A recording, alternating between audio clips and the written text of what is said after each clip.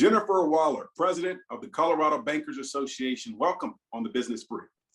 Thank you. It's good to be here. It's great to have you, Jenifer. Now, Jenifer, the banks have been doing a lot and going beyond the Paycheck Protection Program for businesses and the work to ensure Americans have access to their economic stimulus payments.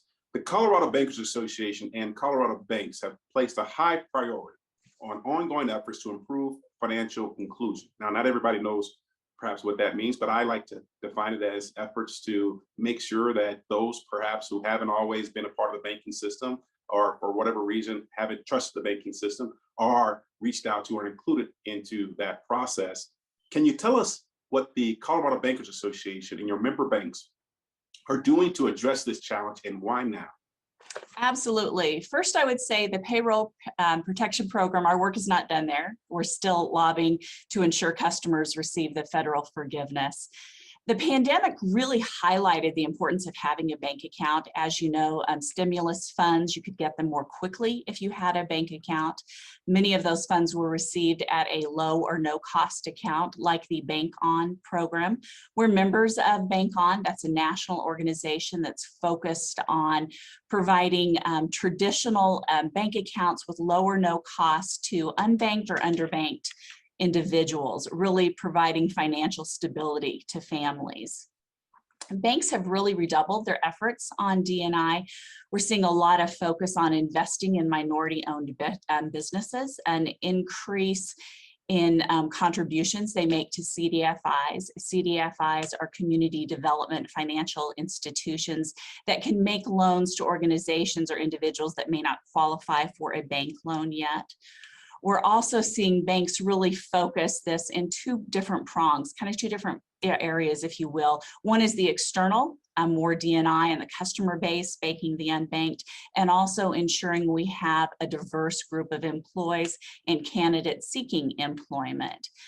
Through that, we use the Bank On program like we already discussed. There's also a Bank Works program that's through Goodwill, where individuals receive training and then they have a graduation, and right at that graduation program, bankers are lined up and interview them, and a large majority of those individuals are hired right on the spot.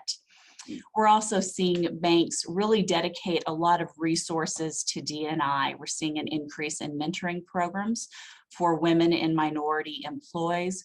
We're seeing dedicated resources, a team to ensuring they have D&I both internally and externally. CBA has developed its own D&I council. It's been out for about a year now.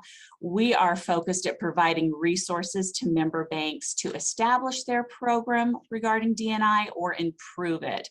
We've held one-day conference. We plan to do that again next year. Unfortunately, this year it was a virtual. We'll go in person next year. But we're seeing a lot of efforts on banks investing in the D&I programs, and again, both internally and externally.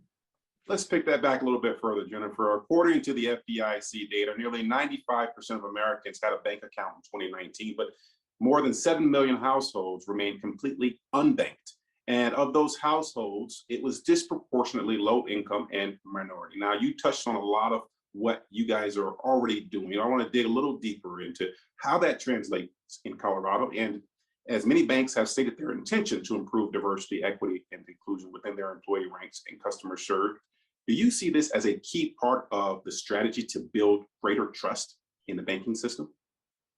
So I don't have Colorado specific data, but I have no reason to believe Colorado would be an outlier from that national number you cited.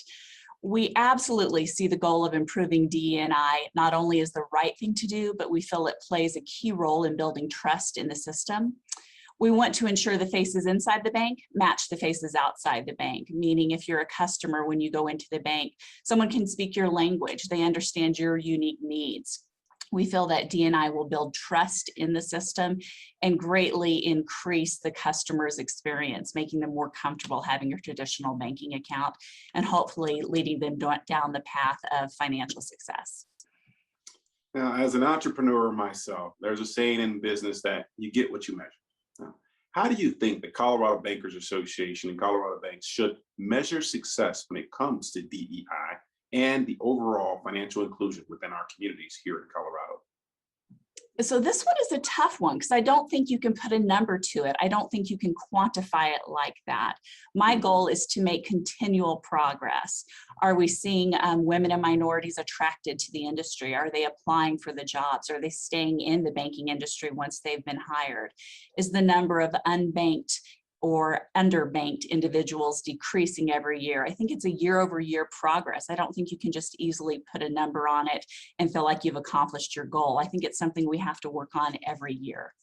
Yeah, I think that's great. I mean, I think big challenges are you have to make continuous progress, and I think that even when you've made a lot of progress, you can't get complacent. You still got to improve and be better. So the challenges will always be there, and I wish you, Jenifer Waller, and the Colorado Bankers Association, and all your member banks continued progress in your efforts to address financial inclusion and diversity, equity, inclusion within the financial services. Jenifer Waller with the Colorado Bankers Association. Thanks for joining us. Thank you.